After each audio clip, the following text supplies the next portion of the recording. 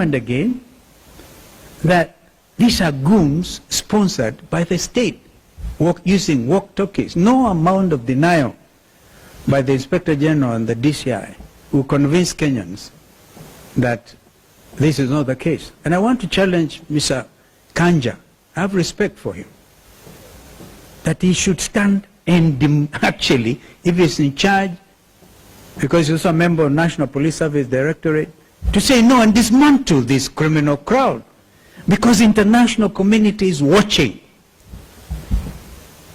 We must tell them, Kenya is not an island, and everybody is focusing their mind on see the deterioration in the rule of law practice in this country. So, Mheshimiwa Mwathi, pole sana. He said that twice, 3 times, anapelekwa kwa bush, alafu anaulizana, na hapa iko sawa. Yani hapo amumalizie hapo. Maximum fear and the terrorism. Thank you, Your Excellency and colleagues who are here and members of the Fourth Estate. I hope I'll be able to give the story without being emotional. But I want to break it into 2 parts. And part 1 is at the burial the day before and at the burial of Erastus. The day before the burial, Rick G., the former deputy president, called me and he asked me to represent him in that funeral committee with 50,000 shillings.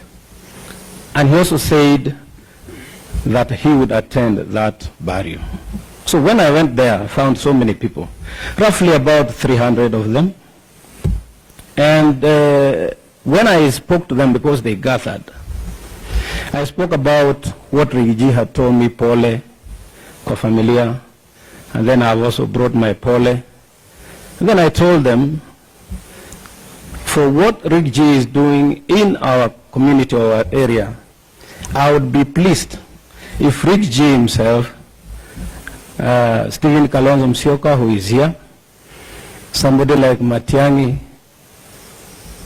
brother Eugene, and the rest of them, would join hands and liberate this country from what we are going through.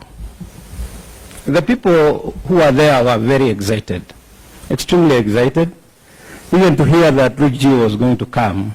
But more importantly, when they heard that there is intention to bring all of us together so that we can liberate our country. That was the day before. And so I told Rigiji, watu wamepokea vizuri na wamesema unaweza kuja. And therefore the next day he called me and asked me, can you wait for me in an appointed place so that we can go together? And we did so. And he came and we went. I'm trying to make it short. And on reaching there, we found very excited crowd, because I can tell you, on our arrival, an announcement that we have arrived, the crowd went wild. They were cheering, they welcomed us, the MC also did the same. We got a place where to sit. But when we sat, I observed one thing that was unique, that the area MP, one John Kirago Chege, had declined to sit where the VIP tent was, and he decided to go and sit where the Akorino bishops were. And I asked, why would it happen? I just asked somebody, and they said he was offered and he declined. And so we sat in and listened to the people who were speaking, and then we listened to the sermon. Everything was looking okay.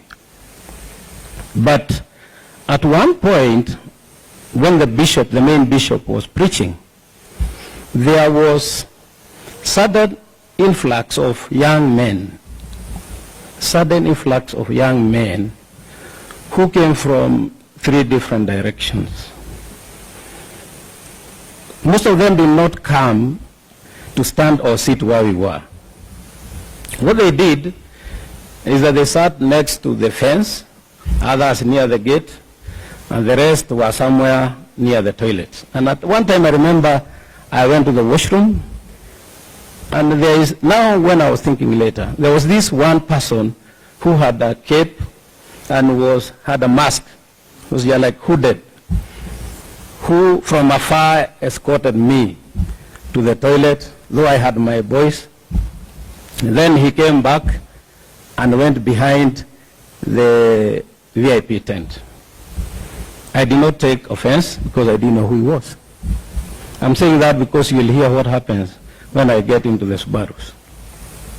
So many people spoke, but I want to bring it to where I was invited by the area MCA. And the area MCA specifically, he actually hit out at the local MP for going to vote no, to vote yes against Rigathi. For that impeachment motion, as his vote was the vote of Limuru, and he said that was not our wish. Na watu wakapiga makofi sana. Then he is the one who invited me. I broke my speech into two. One, and I told the people, I'll give message of condolence, which I did. The second, I'll tell you why I will talk about Rigathi. So the first part went on well. Then I came to the second part, and I started talking about how Rigathi had come and decampaigned against me. However, I was now sharing a platform with him because we had decided to bury our interest in the greater interest of the community and the region. And as I started talking about Rigathi, there was a huge surge of youth who came specifically to the VIP tent.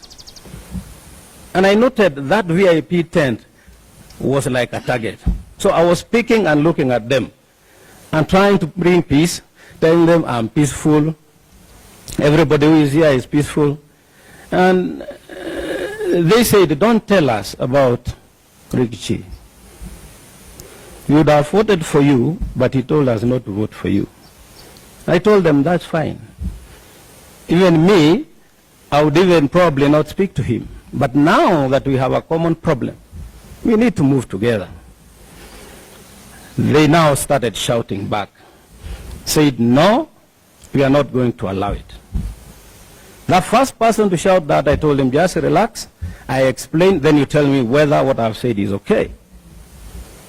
But another person, a second one, shouted back. That event was somebody who pulled out the support of the tent. In that tent, I'm seeing now, when I saw the tent was collapsing on him, I kind of stopped because I wondered, where am I going? Our visitor is almost going down with the tent. But they pushed me out. Some of them are here. And of course, Rigathi had his own security. They took him to the car and hell broke loose.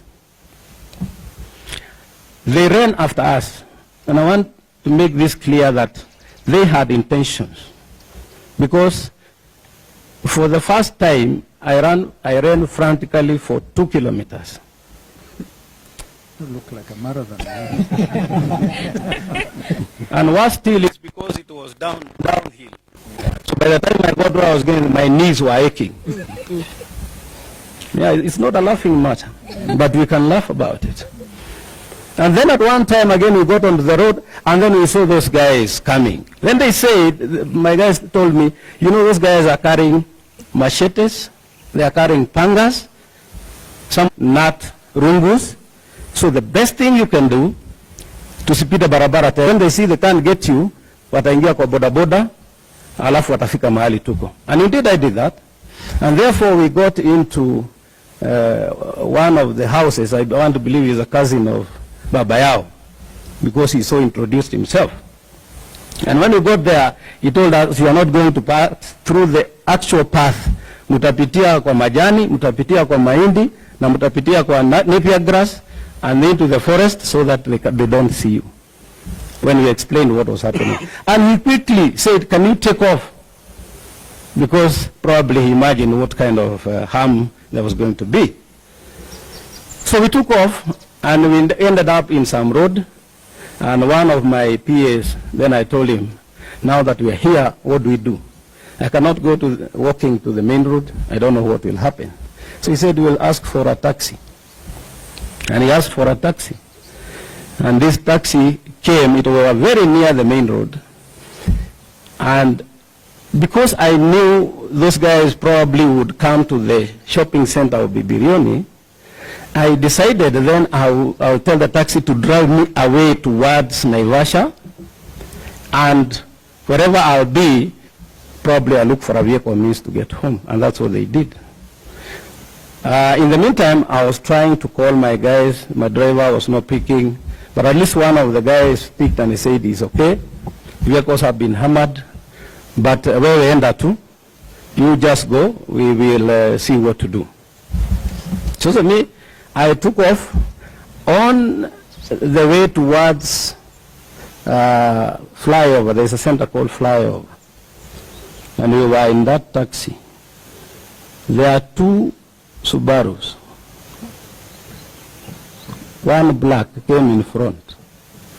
One green was at the back. But the one that came in front just stopped askew in front of us. And then this other one, when we checked, it was just almost knocking the bumper of the taxi. So two guys came from the front one. They opened the rear door. I was seated with the area MCA. I had my phone, and I'm saying that because the area MCA's phone had fallen off. Nilikuwa namuuliza, where is it? He said, I cannot trace it. Tukapiga ikawa inalia lakini haichukuli. Akaniambia imeanguka huko kwa kiwanja. Sasa yangu nilikuwa naye. And when they took us into the first vehicle, a few meters, like 100, they stopped again. Both of them very close range. And they pulled him out into the rear car. And then a guy came from behind and I was sandwiched. Mark you. All these guys were hooded. And I said this because Palembele, I spoke about somebody who was hooded in the barrio. And now, these guys who are inside the Subaru, all of them, including the driver, are hooded. They have a mask. And they have, one had a cape and the others had, I think, baklava. Now, one of the things I was told is lazima utatii na utakaa hapo na tukikuuliza, I'm saying this because they were speaking in Swahili, na tukikuuliza kitu ujibu. Umesikia? The only time I was allowed to check sideways, because later they told me usiangalie kando, uangalie mbele, is only when they asked, unaona hii ni nini? Na pande hiyo ingine ni nini? Those were shotguns.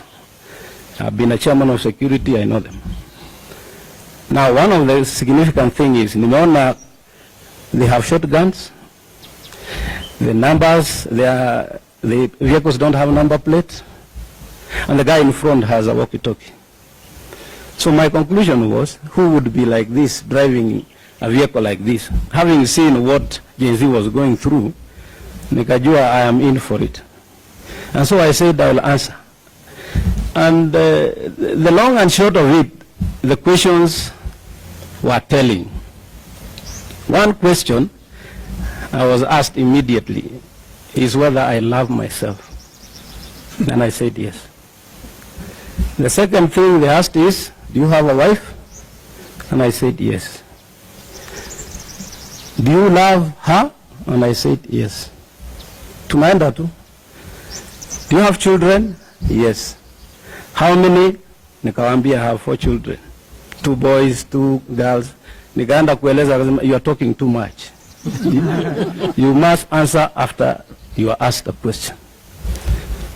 So nikasema ndio saa. And therefore they asked, do you have these children? Yes. Wanafanya kazi? Ndio. Unawapenda? Ndio. Haya. Then they kept quiet. Tukafika kwa that place called Flyover. They took the road towards, I think it goes to Thika. Yes. And it passes through some forest. Wakanyamaza, that road is rough. And those guys can drive very roughly. Nilikuwa nasikia pupupu unagonga gongwa tu. And you know now, since they are holding their shotguns here, ikitingika hivi unasikia ni kama you have been shot. So I'm saying my last prayers anyway. You don't know what is happening. And tukafika mahali kuna msitu na kuna stinging nettles. In Kikuyu we call it lafai. I don't know whether that's the right word. Yes. So when we reached there, one of them asked, hapa ni sawa? Akasema hapana. The other one said no. Tukaenda kidogo, wanaingia kwa msitu. Na hapa? Hapana. Can tell me which road. I think it goes towards that hospital, Kijabi or something. Yes. And they got they stopped at some forest. And then hata mmoja alitoka hapo. Kaulizwa hapo ni sawa? Kasema hapa ni sawa. Mimi nikasema now that is it. I'm done. At that point, jamaa karudi, akasema hebu niambie, wewe uko na Twitter account? Nikamwambia ndio. Nani anakuandikia hiyo Twitter account? Nikasema ni mimi, I do it. Ni vitu gani unaandika hapo? Nikamwambia naandika zile vitu na ukota kutoka kwa group na vile Kenya kunaendelea, kama kuna shida naandika. Kwa hivyo wewe ndio unajua sana. Kaambia hapana, ukiangalia zile vitu nimeandika zote ni zile watu wengine wanasema. Na wewe unapenda serikali? I know I lied because I said yes. Because I don't love it. To survive. Yeah, I lied. I said yes. I said, wakasema, haya, twende. So we went down and they got onto the Mwathi road and then we took off towards Narok. Now towards Narok, we got into a place, kuna mahali hakuna manyumba, but there are some thickets.